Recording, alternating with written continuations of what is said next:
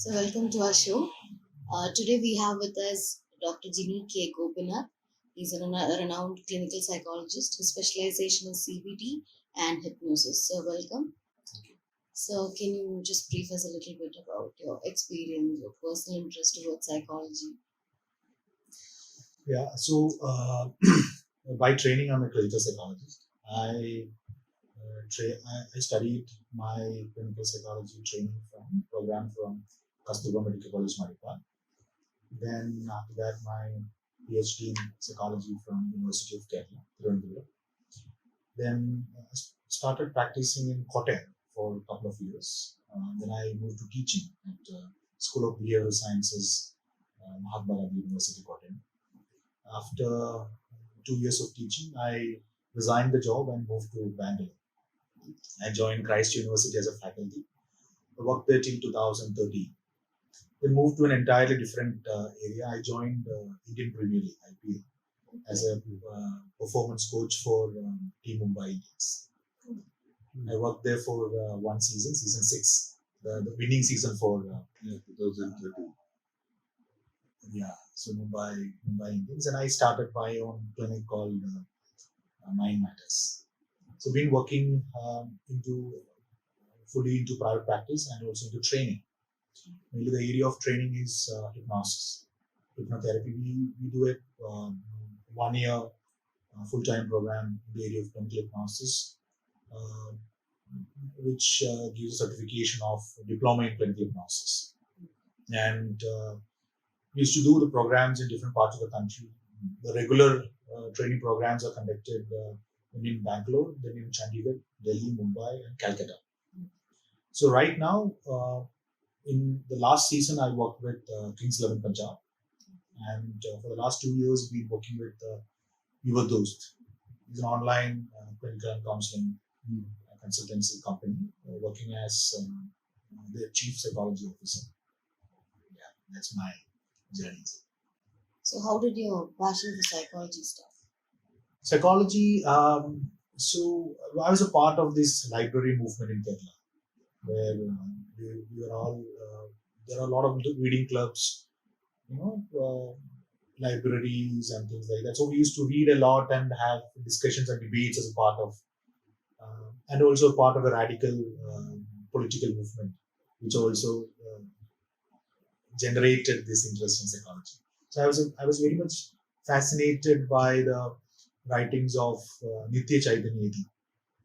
I was actually more into Indian psychology and Indian philosophy. So that was my that generated the interest in psychology. Then I did my bachelor's in psychology from Union Christian College, where Nitya Chaitanya did his training, and that's one of the oldest undergraduate program in psychology in South of India. UC College, Alabama. Yes. This month is celebrating its 100th year. Okay, that's nice. Okay. Yes. So we get on with this. Yeah, sure. Yeah. So my first question would be, what is mental health and how to explain it to the older generation, because they didn't have any mental health issues, and even if they had, they didn't know how to talk about it. So this generation knows about it but doesn't know how to convey it. So how can we convey it to the parents, to anyone for that matter? See, if you see the World Health Organization's definition of health itself, they very clearly mentioned that health is not absence of a disorder. So what is it? It's basically the presence of wellness. In the same way, mental health is also not absence of a psychiatric or a psychological disorder. It is your personal wellness index. So in your personal level, in your occupational level, in your familial level, in your social level, are you able to function at an optimal level? That is what mental health is all about, right? So I have a different take here when I say that the previous generation also, they had a lot of mental health issues, but lack of awareness.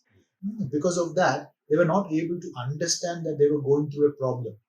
Even today in India, most of the places, they're not able to understand that they're going through a depressive symptom or an anxiety symptom. They feel that as a part of the life and they just suffer and go through that.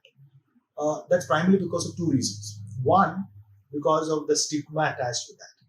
Yes. One, which is even today in 2021, even today, India as a country, we are yet to explore mental health literacy. Right. So one is stigma. Second one is discrimination attached with stigma.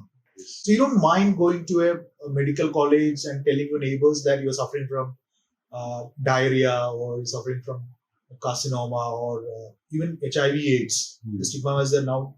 We don't have much of that. But you don't have that much confidence in sharing your depressive symptom with your neighbor or even to your very close friend. Why?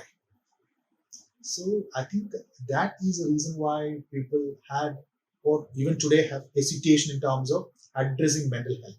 So mental health is not presence of a psychiatric issue. It's basically presence of wellness index. Are you able to function normally? Are you able to function in the optimal level? Yeah. So what is cognitive behavioral therapy?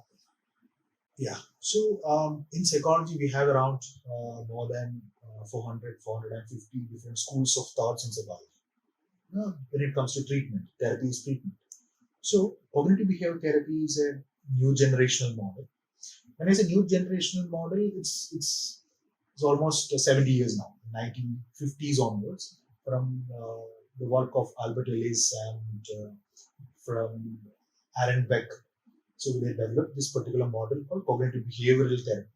So from the term itself, cognitive and behavioral, they say that it's not the situations which is responsible for your feelings. Instead, the way you look at the situation is responsible for your feelings. It's about your thoughts. It's about your cognition. Actually, this comes from a very interesting Greek philosophy called Stoic philosophy. A person called Epictetus. And he very clearly mentioned that people are not affected by things. Instead, people are affected by the way they interpret those things. So that is the essence of cognitive behavioral therapy. It's a paradigm shift from you're shifting your focus from things you don't have any control to things you have control. Because your thoughts, it's your own thoughts, and you have complete control over it. Why are you worrying about the traffic? Why are you worrying about your partner? Why are you worrying about your in-laws, your neighbor, your boss, your senior, those kind of stuff? It's that they are not creating anything here. You yourself creating it. So this is a revolution in the field of psychology, actually.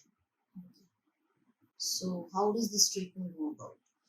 So, like I said, it's your own thoughts responsible for your feelings. So, helping the client. So, every psychotherapeutic program starts with education. So, because it's like a skill training model. Skill training model in the sense it's not a medical model. Medical model, you come as a client or as a patient, you don't need to do anything. Everything will be done by the doctor. But in psychotherapy, it's a skill training model. It's like if you want to become a good cyclist.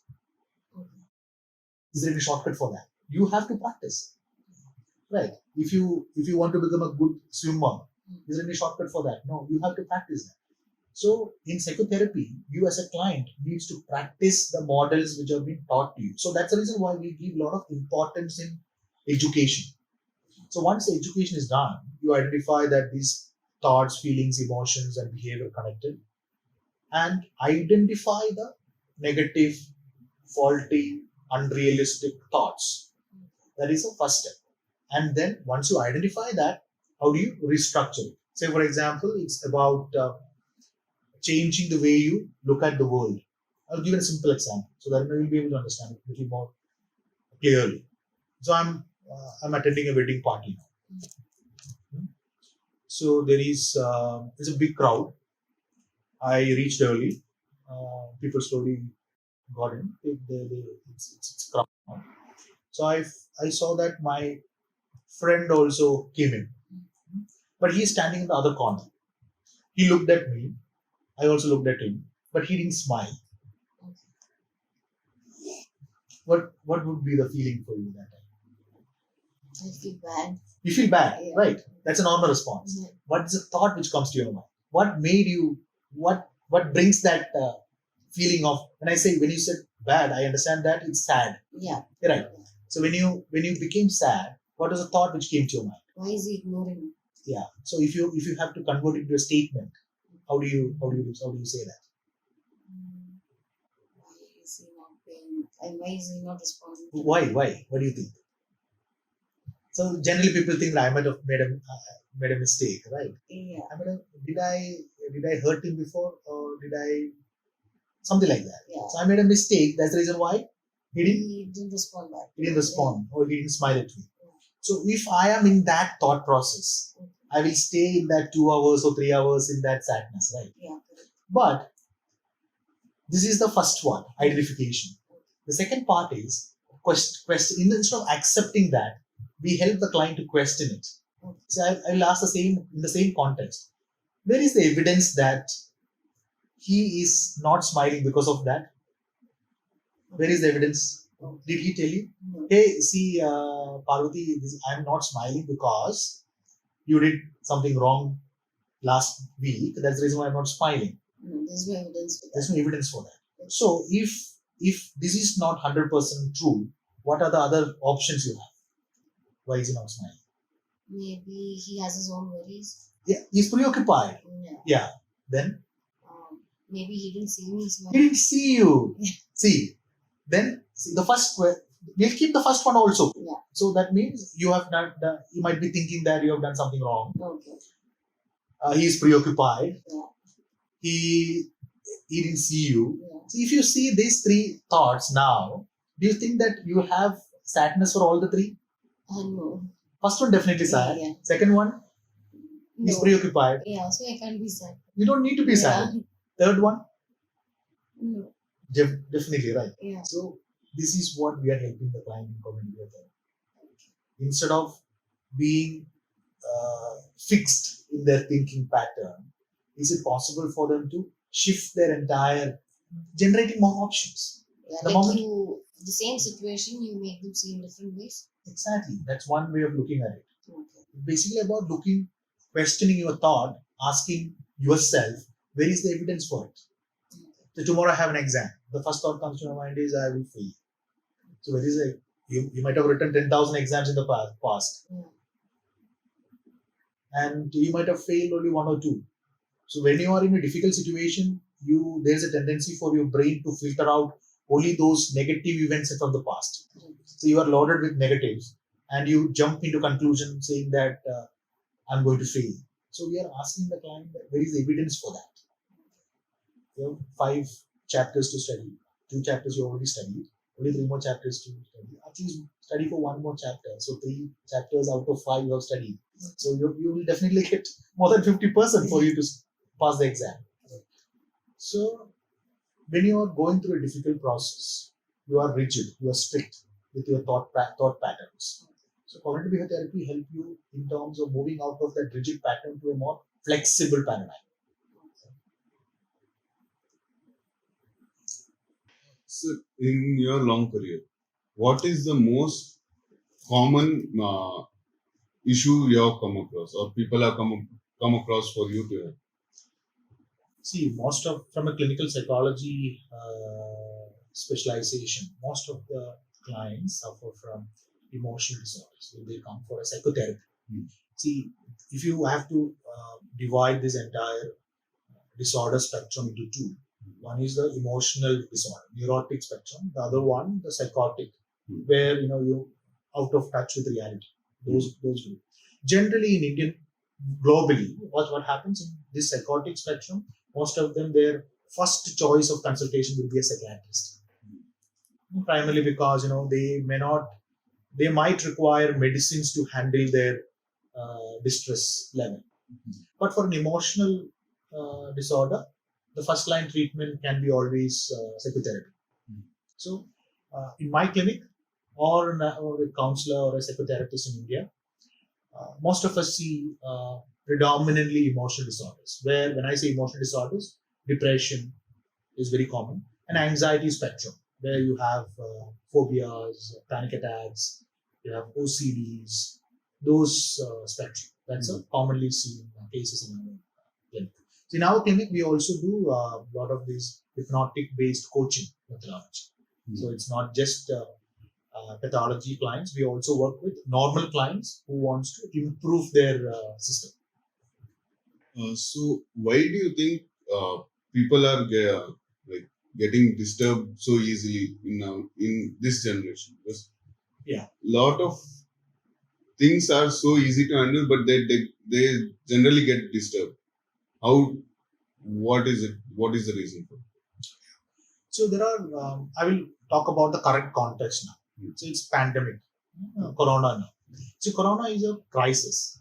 What do you mean by crisis? A crisis is something where situations are unpredictable, uncertain, and the kind of coping strategies you had may not be enough to resolve the issues at this point. Because we never, in the past, I don't think that we have exposed to this kind of a crisis before. Yes. Right. So first time we are exposing ourselves. So what happens? So you're stuck now. And at the same time, you may not be able to take support from others because all of us are going through the same struggle. Another very important element here is the kind of connection you had, the kind of recreational activities you had, the kind of coping strategies you had, the kind of support you had. All those things are changing a lot in the recent past. See, for example, Tata Institute of Social Sciences, their research very clearly say that an average Indian used to spend around 5 hours to 6 hours every day in your mobile phone. So what happens?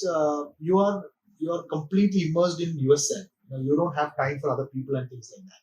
So what happens? You all feel that completely isolated, not having social connection, not able to share and things like that. So there's a very interesting analogy given by one of my professors. So we are all like pressure cookers. So what happens with the pressure cooker? Pressure cooker comes with a default capacity, right? 5 liter capacity, 10 liter capacity, 50 liter capacity. What does it indicate? It indicates that you can't take more than that. And once you buy a 5 liter capacity, you cannot increase the capacity to 10 liter also. By default, it's like that. And what do you do in your home when the pressure builds up in the cooker? What do you do? Take out some pressure by Well, how? pulling the whistle out. That's one. Yeah. The other option? Switch off the gas. Switch off the Yes. flame. Right, again. But in your life, you don't have control over the flame. Yeah. Flame is constant. So only option is what you said. Pulling out the whistle. So that's called venting and talking and connecting and process. But like I said, you're busy with your mobile phone. So as a friend, I'm stuck. Yeah. These are all one option I'm giving you. There are like this. There are everywhere. It's like that. And another one simple example I'll tell you. Previously, from my home, I have to walk towards I used to take the Kerala, the public transport, KSRTC, public transport. So to reach the bus stop around 2 kilometers. Once I get down the main junction, from the junction to my school is another 1.5 kilometers. So every day we used to walk or run 5-6 kilometers. But now it's completely different for people, right? Everything is you came by Uber. Yeah. So and pick up and drop by most of the parents. Most of the schools do not have playgrounds and things like that.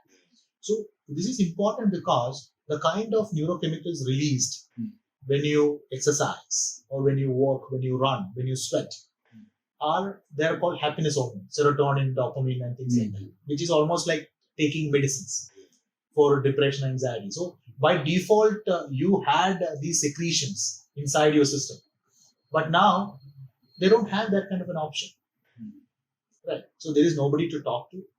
There is no physical exercises, and completely withdrawn from the group and completely into your mobile phones. So what happens? Your capacity cannot increase, and you don't have an option of releasing that whistle, so that the pressure builds up. And after some time, the pressure cooker has to burst. That bursting out is called depression. So from this, I have one question. So how important is it? How important is the art of communication? See, I would say that communication is very important. Very important in the sense you need somebody to talk to, somebody to connect with, and you also need people to listen to you or hear you out. See, we have clients wherein which almost 40 or 50% of the clients just require one session. There is a very interesting book in Malayalam, Autobiography of a Sex Worker. I've heard about it. As author is Nalini Jamila.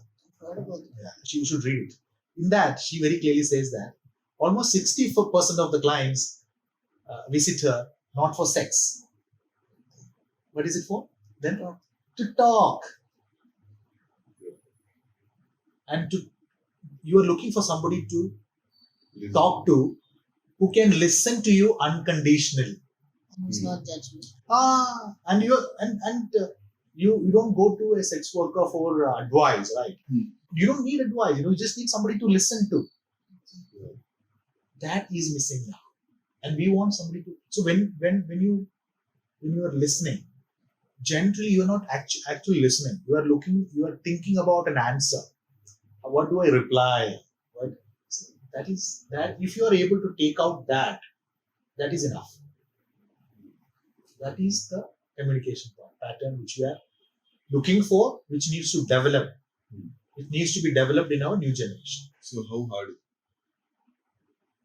It is not hard. You need to unlearn. You need to unlearn the strategies which you have been using.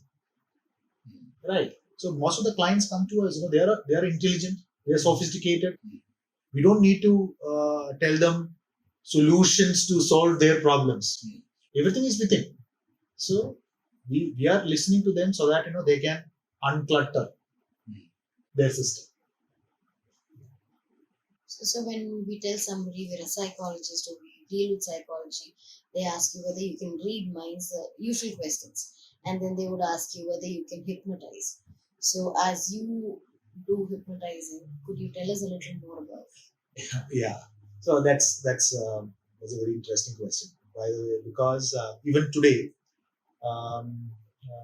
when I introduce myself as a hypnotherapist, people say that can you hypnotize me just like that? It's like so that they won't ask this question to a cardiologist or a cardiac surgeon. Would you open my heart? For fun and just do. That's primarily because of the kind of myths and misconceptions you have about hypnosis from the kind of movies we watch, the kind of novels we read, and the kind of social media memes and other things and all, which people have a very negative thinking pattern about hypnosis. So by the way, hypnosis, there's a reason for that. One reason is that hypnosis been always a part of those kind of rituals in our country, especially in the Eastern tradition. Hypnosis was a part of black magic. Hypnosis was a hypnotic-like modalities, not hypnosis. Hypnotic-like modalities. By the way, what is hypnosis? Hypnosis is an altered state of consciousness, like sleep, like wakefulness, like dream. Hypnosis is an altered state of consciousness where your critical mind is not very active. Okay. Where your unconscious mind is kind of connecting to the system, so that we can directly communicate to the unconscious and bring in changes in the individual. Okay. And hypnosis is nothing new or outside of our daily experience, which nobody has experienced. No, it's not like that. Hypnosis, almost all of us have experienced on a regular basis. See, for example, you're watching a movie. You're completely engrossed in that movie, right? You are in trance. Because you don't know what's happening around. So a lot of people will be shouting, the kids will be crying that side. A couple of people will be opening their door and coming in. But you're not you're not affected by those. You're shutting out your surroundings and just focusing on them. Exactly. Focused awareness. That is called hypnosis. Say, for example, one of the common reason for road traffic accidents in America, highway hypnosis, where you have thousands of kilometers traffic-free corridors, where you don't need to apply clutch, gear, and brake and all. Where anything which is you're focused on that, and there's a tendency for you to get into a trance. It's called trance. So anything which is monotonous can get you into a trance. And when somebody overtakes you or somebody barges in between, You come out of it suddenly. suddenly you may not be Snap able to apply. You might take some time, Okay.